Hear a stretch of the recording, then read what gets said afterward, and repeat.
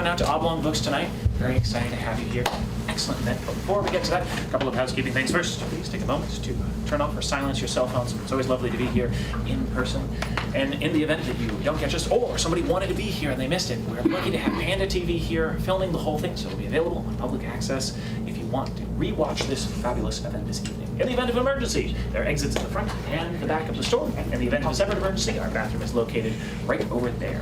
This is not the only event that we have going on. In fact, we have a whole host of fabulous events. In just 2 days, on July 24th, back here at 6 p.m., we're going to have Betty Chimay here with her book, Too Soon, in conjunction with New York Stage and Film. Very excited for that one. And then, of course, I'd be very much remiss if I did not mention that this is Oblong Books' 50th anniversary, 50 years of being in business. To celebrate, as is correct, we're throwing a big party coming up on August 9th in Millerton. We have shut down a street to have a huge book block party there. It's 11 to 4 p.m. Come on down. There'll be fun, food, games for the whole family, and of course, there'll be a few books as well. I think that's enough hemming and hawing. Shall we get on to the main event? First up, our lovely co-host and speaker this evening. She's a writer, editor, and agent at Triangle House Literary. She's also worked at Alfred A. Knopf, Doubleday, Echo, and Flatiron Books. She currently lives in the Hudson Valley. Please give it up for Miss Emma Dries. And sitting in the other chair, we have the lovely and wonderful. She's an editor for Dwell, wrote for Jezebel, New York Times, and Elle, just to name a few of the many periodicals. She was the co-host of the Dirtcast and is about to tell us all about, like, the most hated word and, like, the English language. Please join me in welcoming Miss Megan C. Reynolds.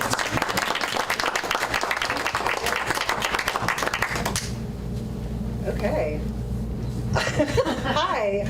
I guess to start, I will read you just one small excerpt from this book, which you should all buy after. Thank you. This is about dictionaries, which is relevant to the book, in case you weren't sure. All right. If you ever find yourself stuck in a library out of necessity rather than intent, a nice way to kill 15 minutes is to sit down with a dictionary. Yes, the phone you idly tap on and swipe through every minute of the day also has a dictionary. And sure, you could do whatever I'm about to suggest on your phone in 2 seconds, but stick with me. What the dictionary offers that your dumb little phone doesn't is a sense of discovery. Maybe you harbor suspicions that the idiot you went on a date with 2 days ago who kept using limb as a verb was using it incorrectly. And because this has been bothering you almost nonstop ever since, even though you have no intention of seeing this person again, you are consumed with the desire to prove him wrong. So off to the dictionary you go, and lo, he's right. It is technically correct to say that his half-written novel limbs the despair of its protagonist's rich inner life as he grapples with heterosexuality and a looming midlife crisis. According to Webster's New World College Dictionary, 5th edition, limn is an acceptable verb for the act of description. And while there's nothing specifically in this dictionary or any other that says this is an irrefutably pretentious way to describe a half-written novel that's trying to do Philip Roth but worse, it's implied. This man is a bore, and your ick is valid. Hear me out. You often find yourselves in situations where you need to prove that what you're saying is correct, or ideally, that what they're saying is wrong, then being definitionally right matters. And while debating the meanings of words is a fun thing to do at cocktail parties, dictionaries exist for a reason. They're a set of agreed-upon definitions for words and general instructions for how to use them. A dictionary is a living document, always one step behind the time new editions are published. There's no such thing as a real-time dictionary because language moves faster than we're able to document. Volumes of the past are like snapshots of those moments in time, useful resources for seeing how far we've come. There are hundreds, if not thousands, of dictionaries out there, from the most general to the hyper-specific. Urban Dictionary, a long-standing website with user-submitted words and meanings, sets out to define slang written by the audience it's intended for, teenagers. The Dictionary of Obscure Sorrows, a Tumblr-turned book by John Koenig, is one such dictionary that celebrates the lesser-known words whose meanings are so hyper-specific and romantic in a sense that it'd be difficult to use them in everyday speech. There are dictionaries for English idioms geared towards English as a second language students who have grasped the basics of spoken English, but don't understand why someone that says, say, cleaning their gutters is a piece of cake, when the actual activity described is anything but.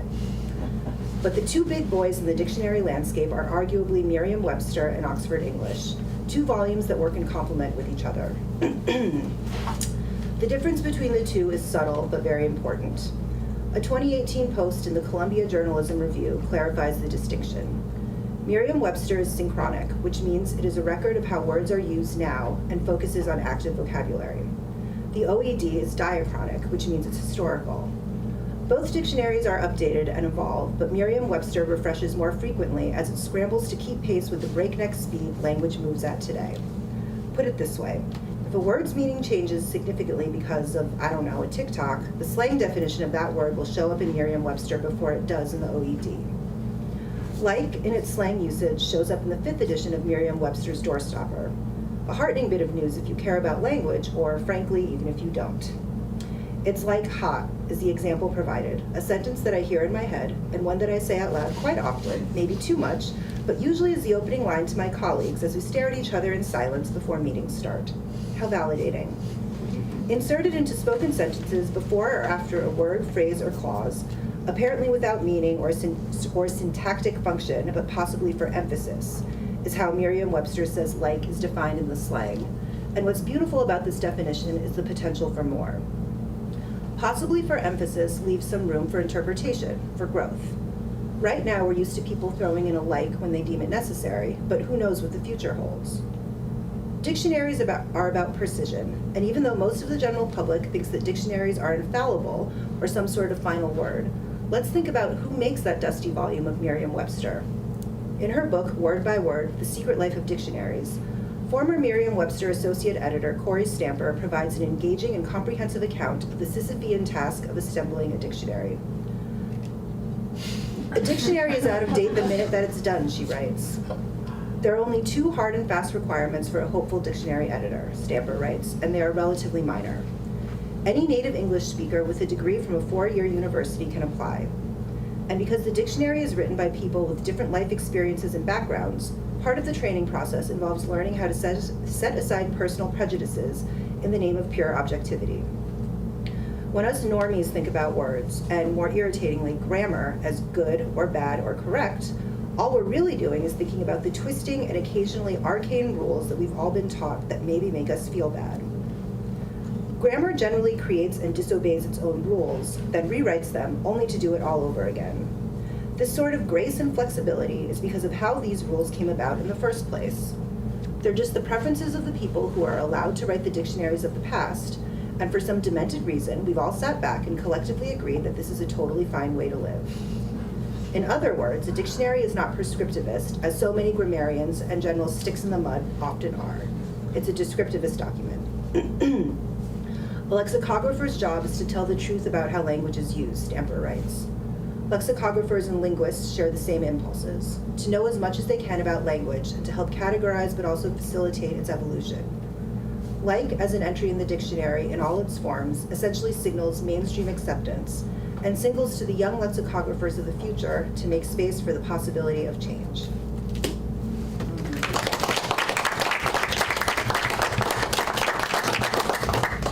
Thanks. Hi. That was fabulous. Thank you. Hello. Hello. Hi. How are you? Really good. Great. Friday. Amazing. Happy to be here in the town of your youth. Thank you so much for acknowledging the town of my youth. We took a little walk through Rhinebeck before we got to, and Megan was just really like pointing out to me the whole like what things used to be, like what things once were, and I think that's really relatable in anyone's hometown. Thank you. So I love this book, not least of which is because I think as a child growing up in the 90s and aughts, or whenever, I was lambasted for my use of like constantly. I'm so sorry. And I think it's very validating to have a whole book written about how it's a valid word that we use in conversation. It is. And I would love to hear you talk a little bit about the history of the word, which I know is sort of interesting and also, you might argue, sort of not. That's a little bit of a tease. That's absolutely correct, Anna. Thank you. So like as a word has been around for a really long time. It did not start with the Valley Girls, which is what everybody thinks. It started, I don't know where it actually started, but there are records of it going back to the 1600s in court documents in the UK, of the word being used very much in the same way that we use it today. And I think part of the reason that it's spread so profusely is because of colonialism, right? So the British ruled all of the world for all this time, blah, blah, blah. The way that they spoke became a way that, the colonies, they're spoke in the same way that they do. So it's pervasive, it's been around for a long time, and it's not nearly as new as we think it is, much like almost everything else. You mean like the British are coming? Yeah, correct, yes, absolutely. I feel confident that was, yes, Paul Revere most likely said that. I wasn't there, but I can only assume. That is also, those are also correct uses. And so that is obviously interesting. I mean, we love to blame everything on colonialism. I'm passionate about it. Because Yes, it famously absolutely. did everything Pretty wrong. fucked up, But you actually won't find a ton of history predating like the 1980s in this book itself. That is correct. And can you talk a little bit about maybe why that is? Sure. Because not that I don't think history is interesting, because it is. However, I do think that maybe the more interesting thing to think about is why it's persisting, why this thing, like, we don't need to know about the history, we know enough, I've told you enough, and there's slightly more in here. But I think learning about why it persists and why we're still using it is a more forward-thinking way. I think that's a more valuable way of thinking in general, and it also allows us to entertain the possibility of change, which I think everybody should be doing. And if you're not, that's your problem. But you should be thinking about change, possibility, potential. Yeah. I mean, something I really love about your book, and actually Corey Stamper's book, which I worked on many years ago, did you? is you both have like an incredibly, I mean, you guys like have to read this book because it is very, very funny. And you have this like real, like kind of like reverent sense of humor, and are also really obviously incredibly smart about language. And I think something that your book does really well is it really does kind of like live in the present and live in how usage works and how it impacts our daily lives and how we relate to other people. And obviously we can get into like the gendered aspects of it all and all of that, but it is something that is just like lively and present in our life. Language is not, unless you're talking about Latin, as you mentioned, or a couple other languages, Sure. It's not dead. It's like a living, breathing thing Yes. that adapts to how we use it. Yes. The way that I'm speaking today changes, is going to be different from the way I'm speaking tomorrow, or the way I spoke yesterday, or what I said to you like an hour ago. So true. At my dad's house. Remember that. So, I mean, I certainly can. So yeah, language changes. It is changing as we are sitting here and not talking. And I think that is a much more interesting thing to think about than sort of combing through the pages of history. Because we can learn some stuff, but I think we learn much more by doing and being active and whatever else. And there was an academic book written about this, right? There was that talks a lot about history. Yes, there was actually a very well-written, researched academic book written about this word, and that is not this one. And you actually don't have to read that book because this is a more I mean, I love academics, but I'm just saying this is probably more entertaining, you know? Yes. It is. Anyway, so I would actually love to hear you talk a little bit about process, because this book actually has kind of an interesting origin story, how it came to be. Yes. And I'm wondering, that is maybe a little untraditional or non-traditional compared to how some books of nonfiction or fiction come to be. So can you talk about that a little? Yes. So this book came to me from my brilliant and lovely editor. It was not a subject that I was uninterested in, obviously, because I would not have written the book if I wasn't interested in it. But I think because I treated it sort of as an assignment, sort of how I have with lots of other things in my career as a writer and editor, that gave me a little more freedom to sort of really get out of my own way and not be so caught up in, not caught up in the fact that it was, not caught up in the fact that it was like my idea or whatever else, but just sort of literally just to get out of my own way. I had an assignment, I was fulfilling the assignment, and I could also fulfill the assignment however I wanted to. And so that, taking that approach, I think was really freeing, because I was making up the rules sort of as I went along, because my book, because I wrote it. Yeah. That's how it works. She did. I did. Thanks. Okay, let's talk about the word a little bit. Sure. The word itself. Love to talk about words. Because in the book you identify, it's very impressive. She identifies 5 ways that the word is used in conversation, in the way that it's often critiqued for being used. Not saying, I like the trees, or I Those like are fine. wine. That's, Say that if you want to. Well, the other ways are fine too. The other ways are fine, Yeah, but those as ways that would Emma argue. just elucidated are like generally fine. Generally accepted socially. Yes. There are 5 ways that maybe it's not as socially accepted. That is correct. And it's a lot of what the book is kind of the defense of. And we won't talk about all of them because Thank you you. should read the book. Yes, that's right. But can you talk a little bit about maybe like 1 or 2 of your favorite I would love usages to. of Yes. So my personal favorite usage is like as the quotative. And if nobody knows what that means, that's fine, and I will tell you. The quotative is when you say, I was like, this is terrible, for example.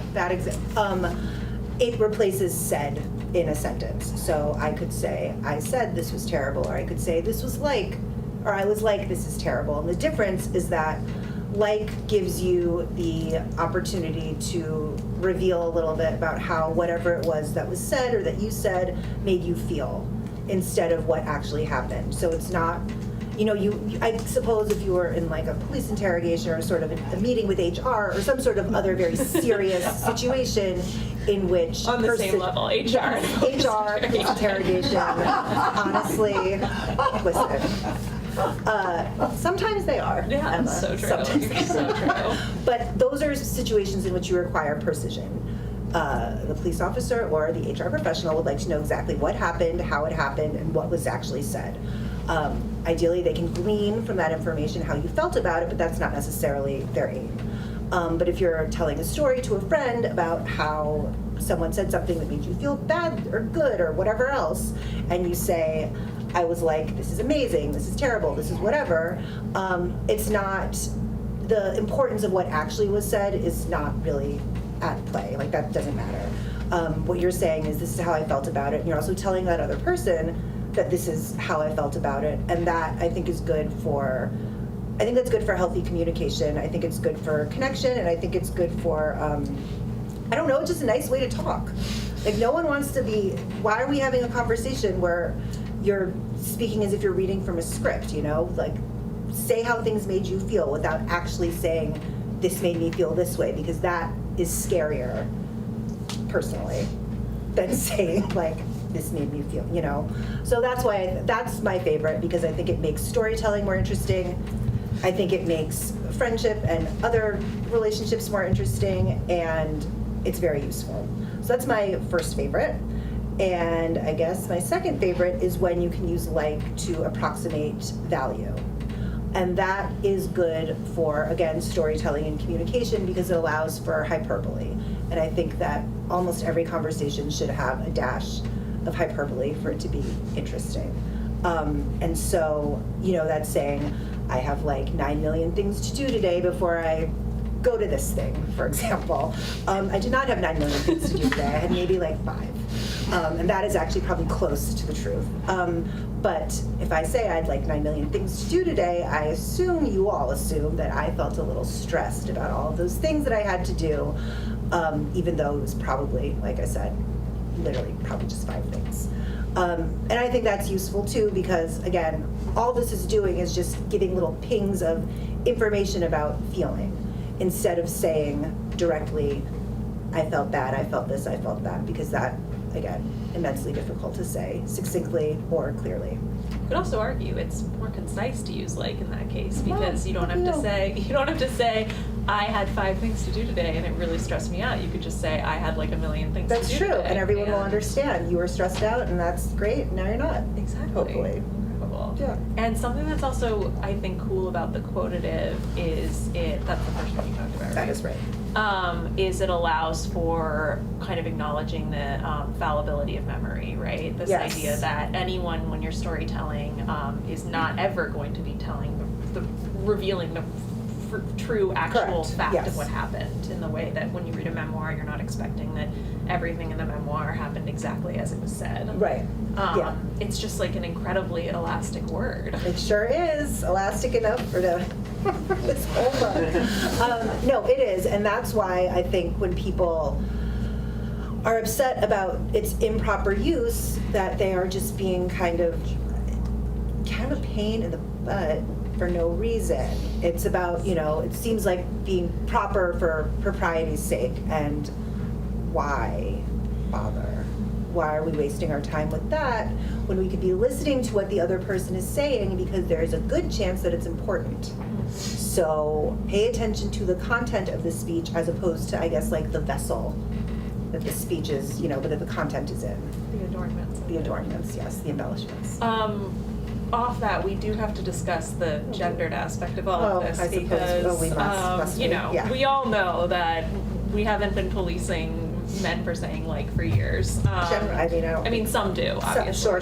Yes. Something that I actually think is more interesting than talking about why people police women using this word, which is, we just know to be true, but we'll talk about all the time. Yeah. It's the way we talk about uptalk and vocal fry, all of else, that. yeah. We've heard it a million times. Is you write really interestingly about why women use it and why it seems to populate women's vocabulary more than it does men's.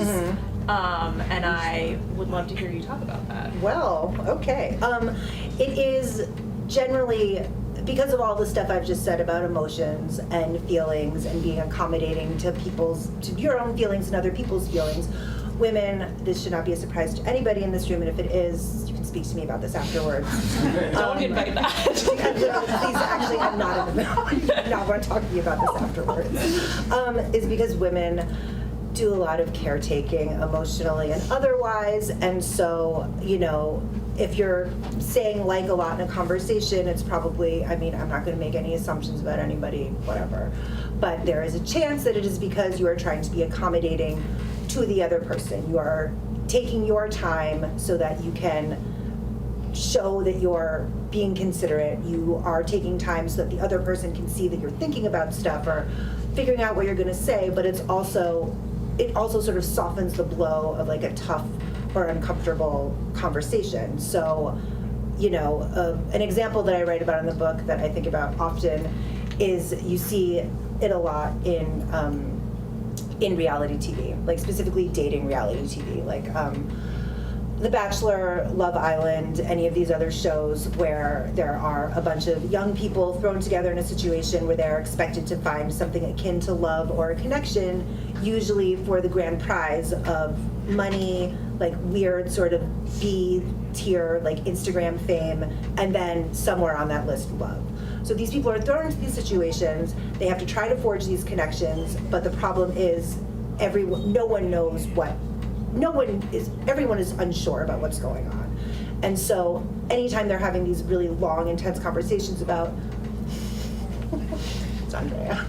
Anytime they're having these long conversations about, this is how I feel about you, or this is how I feel about the situation, no one is ever direct because no one actually knows how they feel, but everybody knows that the way that they need to communicate how they need to make it seem like they actually care. And so gives you a little space to sort of be hesitant. It lets the other person know that you're thinking, but also as a woman, if you're saying it a lot, it means that you are sort of softening the blow of whatever it is you're saying to the other person. And that is something I think that a lot of women do, obviously without even thinking about it. But if you do think about it for just a little bit, you will say, interesting. Weird, okay. You're doing it unconsciously most of the time. That is correct. Yeah. Until you really start thinking about it because someone is saying, yeah, constantly. and then you feel really bad about yourself for no reason. Yeah. It's brutal. Life is hard. Life is rough. really Life is rough as a truly woman, difficult. saying it all the time. Okay, so you actually mentioned in the book that when you were growing up, you never actually got given a ton of shit for saying like, thanks to your father. As in, he didn't give you. You did shit not. For it. Am I allowed to curse on public? I think so. access? 'Cause I have been. I have been too, though Jenny said not to. Oh, Jenny, my sister, Okay, yeah. no one here. But I'm curious if actually in the process of researching the book or in talking about it or since publishing it, Yeah. if you've gotten pushback and like arguments about the value of the word and whether that any of that has been interesting or just infuriating in reading the book. No one has had the temerity to say to me that I say like too much, and I again dare them to try.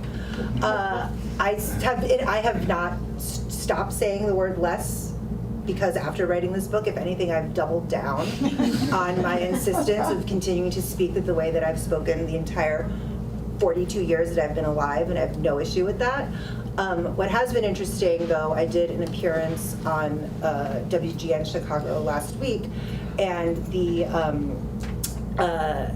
host came in real hot at the beginning, and I was not expecting this, and said basically like, what did he even say on this guy? What did he even say? He was like, you know, what? Why are we telling? Like, why would you be supporting this word? Because there are, you know, young girls everywhere should be like getting this out of their vocabulary so they can like go have jobs. Be or whatever. doctors. Go be doctors. And I was like, well, sir, okay, I disagree. Respectfully, I disagree. I actually don't remember what I said. I kind of blacked it out. It's a little stressful. So there have been sort of things like that. And I did get, after that appearance, I did get a very long email from a man named Norman Hightree, who said, yeah, don't worry, I have his address now. No, he got this very long email from a man who was like, you know, why would you be telling people to say this word? It's bad for humanity. I don't know, some other shit. I didn't really read it all. At the end of the email, I read the email, sent it to at least 5 people, and then responded to him and said, would you like a copy of my book?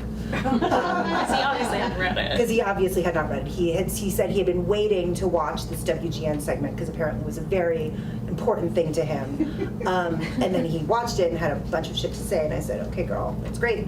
Offered to send him a copy of my book. He responded and said, thank you so much, would you sign it? And I said, yes, I was planning on it, Norman. I will get to it this weekend when I'm back in New York.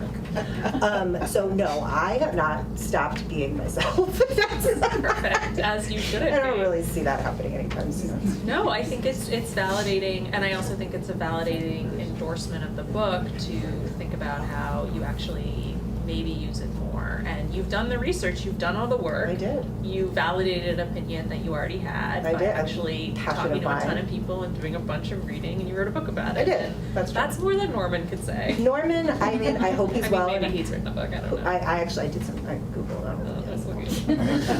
No, he seems fine. I hope he enjoys my book when I send it to him in 1 to 2 weeks. Yeah. When I have it. So something that I found really interesting about the book, as talk about process and structure again, passion of because mine. Yes, writers please. love to discuss I that. could talk about this until the cows come home. You actually wrote, you read from what was not one of the regular chapters in the Correct. book, but one of the interludes. Mhm. So Megan has several interludes I throughout the do. book that touch on sort of like related aspects of culture or language. Mhm. You have a really interesting interlude chapter about a similar quote-unquote filler word that is used in Mandarin. Yes. You have one on women in film, I do. on texting. How people learn English. I'm simply just How people learn Consulting- English. consulting Yeah, what are her. some other ones? the grammar war. What's even that about? The grammar course. She's already forgotten. I have. It's probably about what began, you know. That's correct. I read it more recently than you Thank you. probably. That's right. Yeah. Anyway, I was actually, as I was reading, I think it's kind of interesting how the use of these interludes kind of punctuating these chapters mirrors a little bit the way that sometimes like will punctuate our conversations. Okay, I wasn't even thinking of that. And I'm curious about whether these interludes were kind of always planned as you were writing the book, or if there was something in your research that kind of necessitated broadening the scope of the book, or Right. having these interludes exist as they're kind of like standalone Yeah. chapters. So I think if I can remember, last summer, which I can for the most part. Yeah, I think the first interlude was the one that frankly appears first in the book, which is about the grammar wars, which is, and it's because a lot of the things that are in the interludes, like Emma said, are sort of larger cultural touch points about language and culture. And so it would have been repetitive to put all of that into each chapter because it applied in so many different ways to each chapter. So I thought the easiest and the more fun way for me writing this book to do it was to sort of make them into little sections. Because I think that, the thing that I read about dictionaries, any bit of that could have gone into any chapter of the book. There's the thing about the word in Mandarin, which I will not say because my Mandarin is very bad, and I would embarrass myself. That could have gone in any section of the book. There's a thing in there about women. Also, all of these are just sort of like themes that run through the book and that run through the discourse around the word. And it just would have been repetitive if I put them in every place they needed to go, because I think while I was writing it, I was trying to, and I was like, I'm just either gonna repeat myself, or I should just condense this and be succinct, if at all possible. Well, it's also hard just because it's so much a part of culture. It touches on so many parts of culture, and each usage exists in so many parts of culture too, right? Yes, so I think it's definitely interesting to have and there's also just related things that are like is not the only word in the world, or the only, you talk at the end about literally, which is super interesting. And now I believe the second definition of literally in the dictionary is now figuratively. Oh, is it? Yeah. Because because Merriam-Webster, people used literally so much to mean figuratively that then they added a definition, which I think really drove people crazy. I think so too. I mean, literally is the one I think that, people are angrier about possibly because it does have a meaning. It literally has a meaning. People are using it in a way that does not adhere to said meaning, and I guess when that happens, it breaks a lot of people's brains in a way that I will never understand. But I'm hopeful that everyone can put their brains back together to just accept it and be okay with it. Yeah. Like it's just words. That's how language evolves. That's right. It's just words. The alternate title for the book. It's just some words. Just some bunch of words in here. You do actually though kind of come down on Oh, interesting. A little bit, don't you? Do you? Someone does. It's not me. It's not Lindsay. you. No, but one of Lindsay does. Yes. So that chapter on podcasting is very interesting. Yes. So there is. You gotta read the book. You must read the book. No. I talked to a couple of my friends who have a very popular podcast, and they edit their own podcast, and I asked them about, do you cut out of your podcast, whatever, and they've generally said no unless it is very disruptive, which they haven't found that it is. But one of my friends, Lindsay Weber, said that that is the one sort of filler word that she struggles with, just because it's just not one that she likes. It's not one that works for her, and I don't have a problem with that. I don't have a problem with much. That's not true. I have problems with lots of things, but around this subject. Around language, I don't have a problem with much. I think that however you're going to say something is how you're going to say it, and as long as it is not demonstrably racist, sexist, homophobic, bad, then just say it, please. Say it. Don't spray it. Is a word? I mean, you tell me. Yes? I'm just giving the person space to think a second. I understand what's going on. Right. I mean, is essentially, it's a filler word, just like. I think is in the dictionary. Is it? I think and are both there. I think you can play in Scrabble. Yeah. So yeah. I know you can. But also, can. no one uses cat with an X in language, and that's a word in the Scrabble dictionary. Oh, I didn't know that. Well, one more question. Yes. Yeah. I've not yet read the That's book. okay. My intention is to read the book. Dave and Diana are friends of mine. Oh. Supports you to buy the book. Oh, great. Hello, fabulous, wonderful. Do you find that the interludes are like a second story going on at the same time? That's actually a very good question. And in other words, I'm breaking the fourth wall. This is a story, but here I am talking to you right now.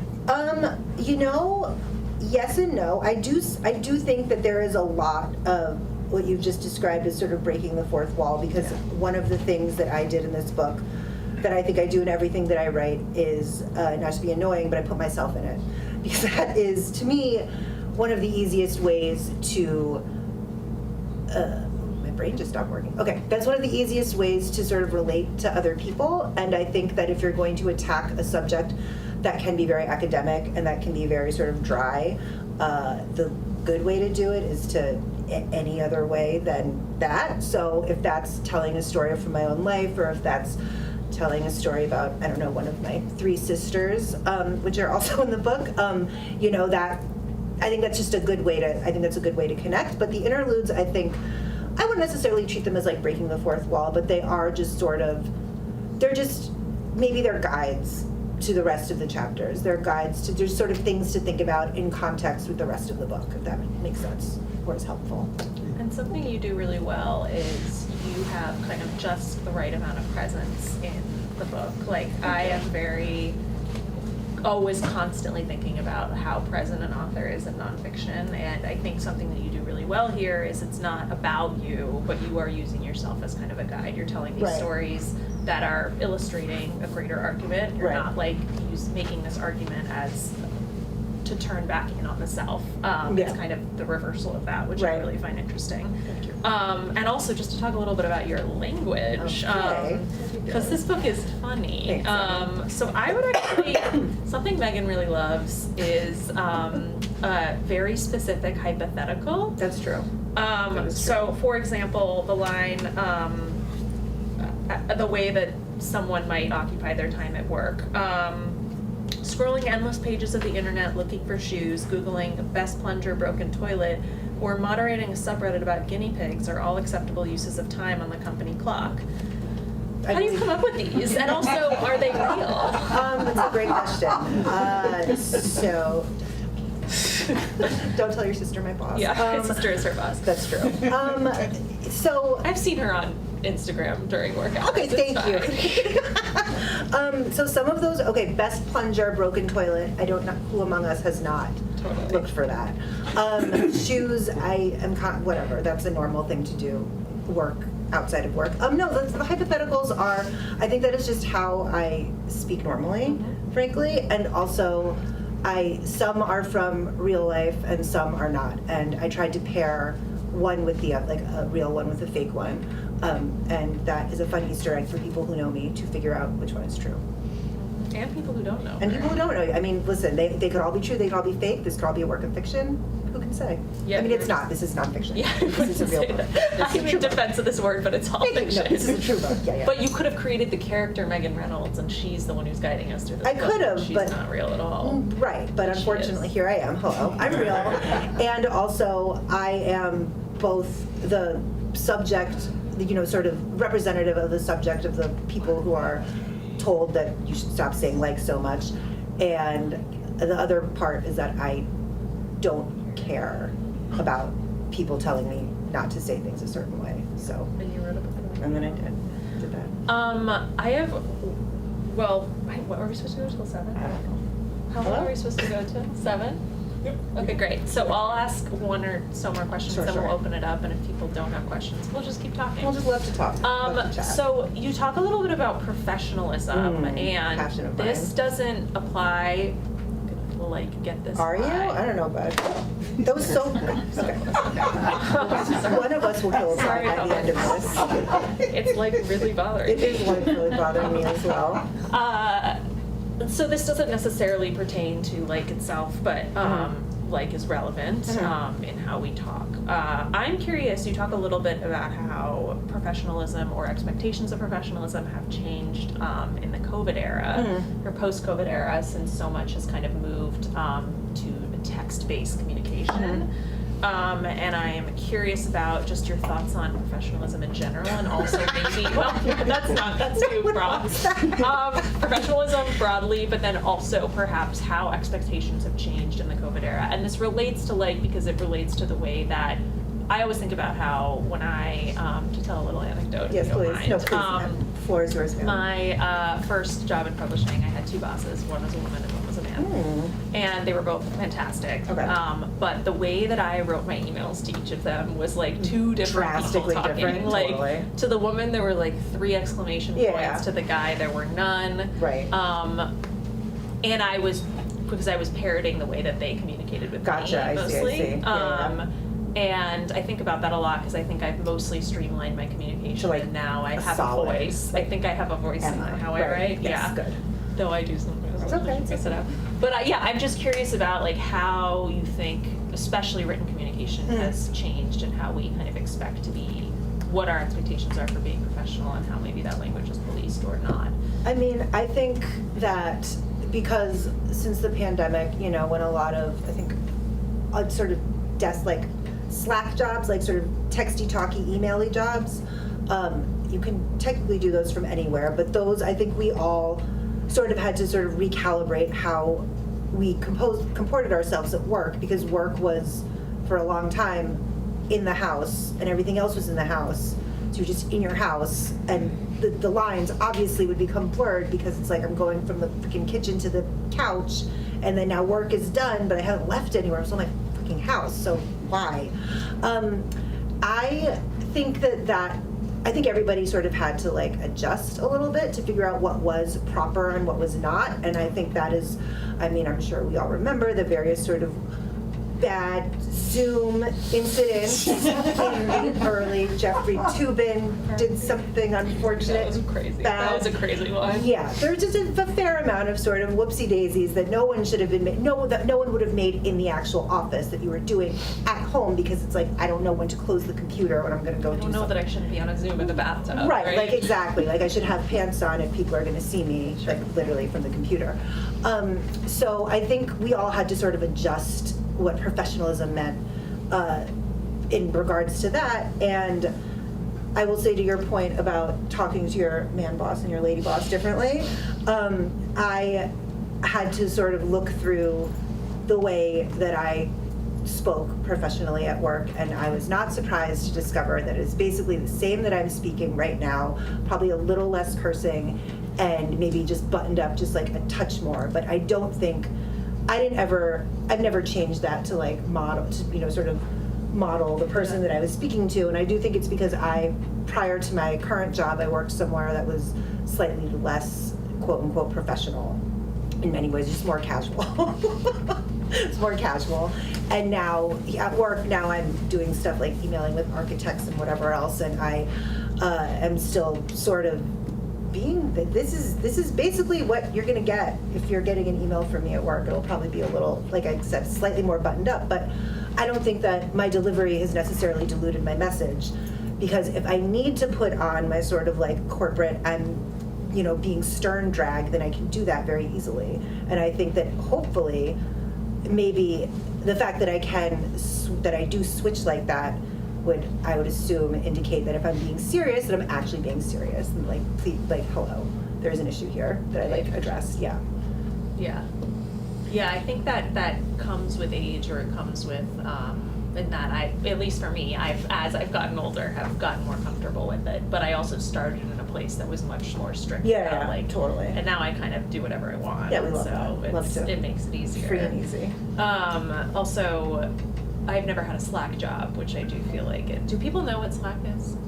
Yes. Okay. Sorry, that was a I know. No, good foolish question for me, but I do think it's interesting because I still don't use Slack in my work life, but I feel like I know so many people whose entire work life is based around that, or Teams. Do you want to tell us what it is? Oh yeah, sorry. I got a lot of nods, so I wasn't sure.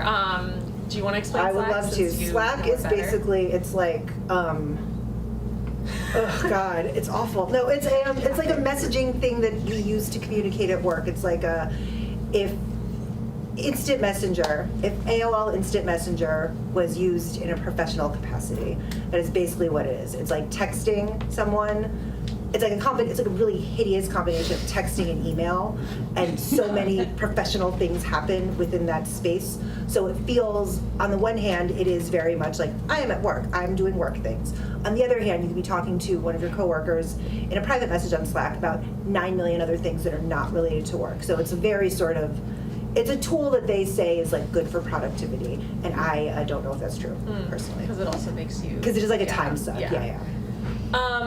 Do other people have questions for Megan about the use of the word like, Or Annie. about her mom? Annie. Mom? I'm Yes. sorry, Anne. Anne. I mean you. Anne/mom. Sorry. Mom. As the person who's being done for having criticized her daughter for using like when she was younger. Yes. But here's my question. So, but it did become a thing. Like, I've never read the book, so it's just like, I mean, it may have been used all through history, but it seems like when my children were adolescents, it became a thing. Yeah. Is that just because my children were adolescents, so I was more, I mean, it's like, I didn't use it when I was a kid. Right. So I'm just wondering if there's why it became Like so thing in the pervasive?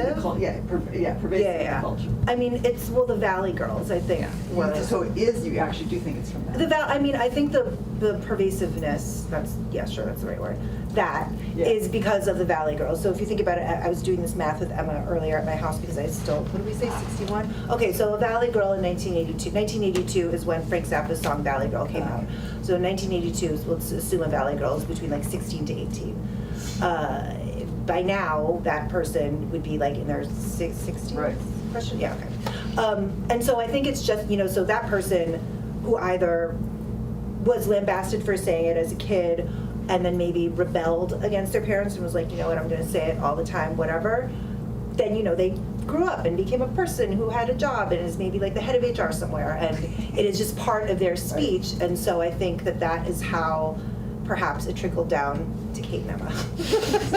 And it was such a, and you have a really good chapter in the book about, it actually begins the book, right? It does, yes. Yeah, which feels like that's kind of that's the important historical moment, that's right? The one that everybody, that's the one that everybody associates it with. And I think but I do think it was like the largest, because the Valley Girl thing was, I was not born, but the Valley Girl thing, from what I've learned, did seem to be like a real big, people were like, what is that? Like, what is going on? Who are these aliens? Like, why are you talking like this? And I think maybe either the sort of inherent need to sort of rebel against your parents maybe like inculcated the word in their speech, and then here we are. And there was a bit of a kind of monoculture of literally what Valley life was like, yes, right? Yes. You're literally in the San Fernando Valley, is a vast, right? Well, yes. As a California woman. Other questions? Yes. Hello. Hi. So it seems like the word is used more when people are speaking than in the written when they're writing. Do you think that's true? And why do you think that? I do think that is true. Yes, and I think it depends on like what you're writing, right? So,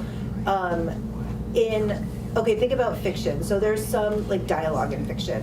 I think sometimes, depending on the book and obviously the writer, people will, you'll write it in to make the dialogue feel more real, but I think that's always a very, I've started noticing that now. And that to me always feels like a very calculated choice. But in other written communication, like texting, which I think is a sort of horrible hybrid of speaking and writing, I think most people generally text the way that they speak. So if you do say like a lot when you talk, like you will probably text it. Same with email. So I think, but I mean, write like capital W writing, I guess, like in fiction or whatever else. I think if it does show up there, it's a like an artistic choice, like a decided choice. It's interesting you mention that about dialogue, because we talk a lot about in dialogue in fiction how to make it real and how to make it mirror real life speech. Which is really hard. It is incredibly hard, especially because you actually, in order to make it mirror real life speech, you also kind of have to make it not be real. It's this weird middle ground. Writing dialogue is really hard, so I don't write fiction. I used to make my students, for one of their assignments, I would make them literally go to this is literally, I would make them do this, go to the library or like go anywhere and eavesdrop on a conversation smart. and use that dialogue to write a story. Oh, that's good. And they all thought it was so creepy. They thought I was like, you're Oh my making God, me whatever, you eavesdrop. should be And I was doing like, that anyway. Surveillance As a state writer, go anyway. away. Yes. Surveillance state. Exactly. Well, whether you're talking about writing or speaking, the bottom line is trying to communicate. Yes. And I'm not really sure I see how in any which way the word like, as I'm hearing it being used, is furthering any communication. For instance, I went with a friend to the hospital. She had a radiology test. When it was over, the doctor came out and said, well, you have to have like a biopsy. That was anecdotal. That wasn't real. I would welcome that with open arms. I think, okay, You won't please Isn't that everyone. softening it, maybe? it is kind of, yeah, I mean, I do think, again, if I were a doctor, would I come out and say you have to have like a biopsy?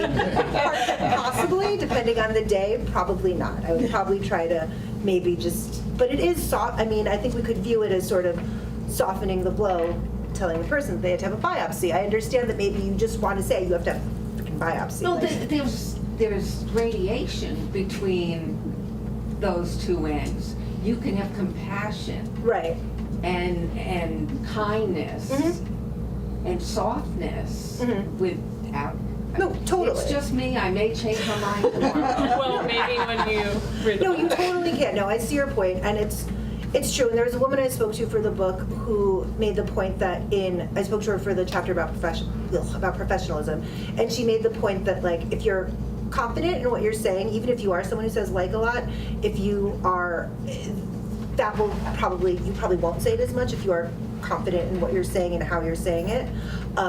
And that'll be sort of also like an imperceptible calculation that you do in your brain.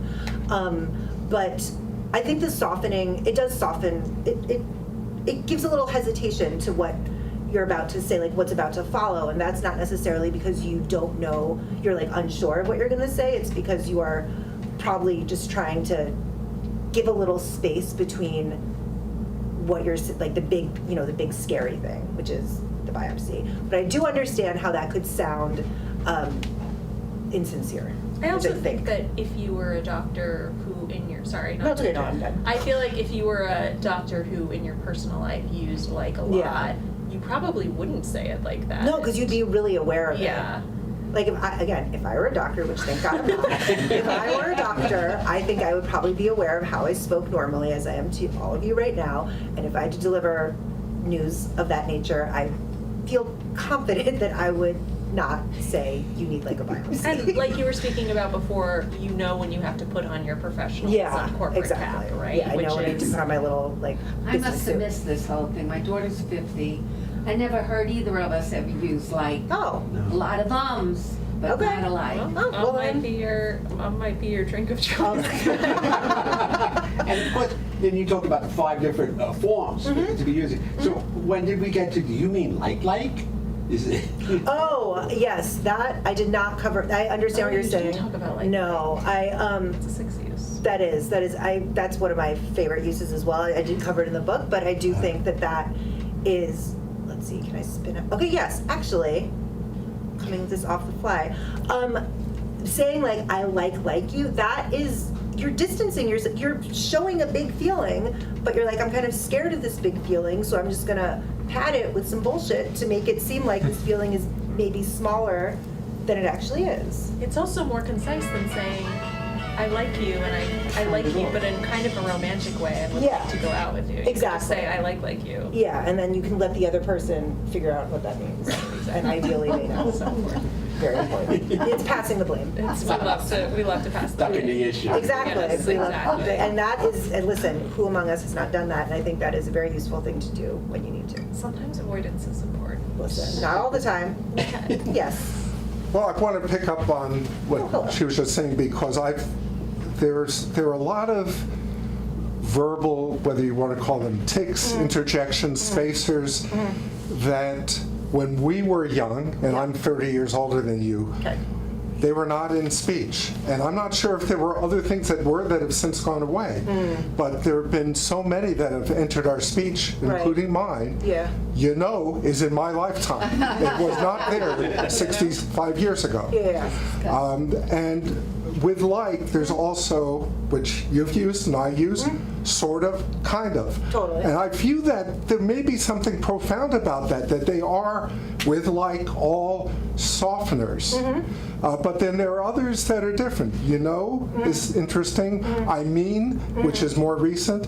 I remember the first time I heard sort of, it was Katie Couric on the Today Show in the 1990s. It stood out to me because I'd never heard somebody use that in speech. I thought, well, that's interesting. Yeah. And now most of us Well, use it. language is in generally less formal now. Yeah, I think that's what language is just generally less formal, I think.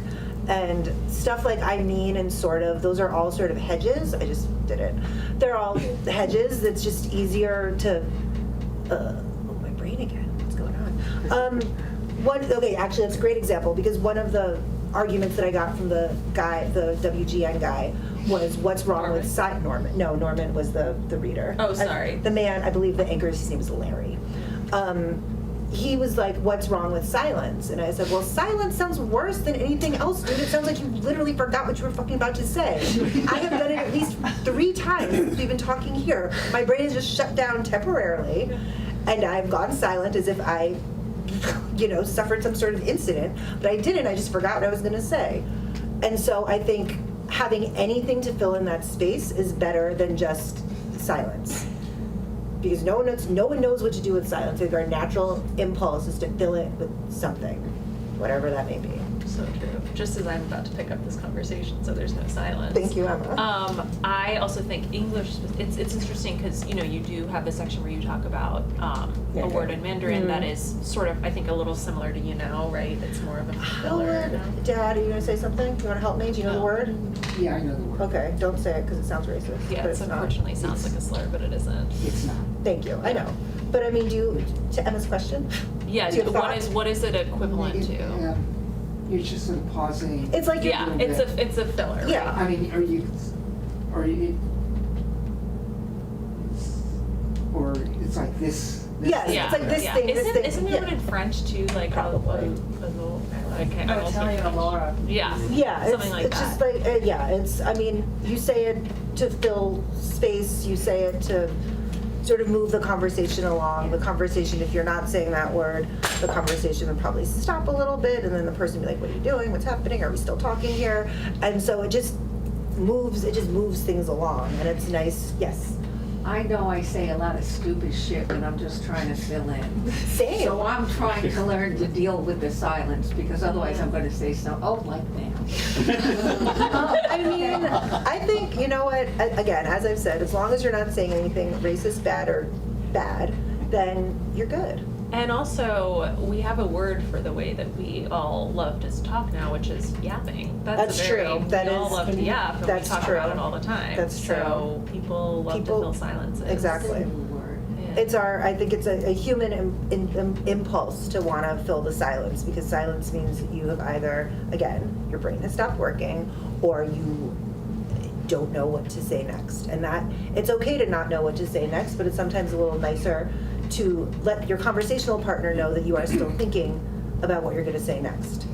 And so if there's a word or a phrase or something that can sort of do that, then, that's just, I think that's just facilitating good communication between you and someone else. And also it means that the other person knows to maybe not to like cut you off, or to not interrupt, or like give you, to say, okay, she's figuring it out still. So I will hold my tongue until I hear the natural end of a sentence. But yapping has a connotation to it. It's one of those little dogs that doesn't shut up. I mean, that's certainly. Yeah, but we've kind of reclaimed it. Thank you. Wouldn't you Yes, say? I would say. We love to yap. You sometimes have to reclaim language. That's true. In order to. That's true. Yeah. Own it. I mean, I can talk about the C word, but I'm not going to do We're that not right now. going to do that. Not today. Not today. Not anymore. Rhyme bag. No, not. That's for your second book. Okay, let's. button that up. I think we are done. We're about done. Very good.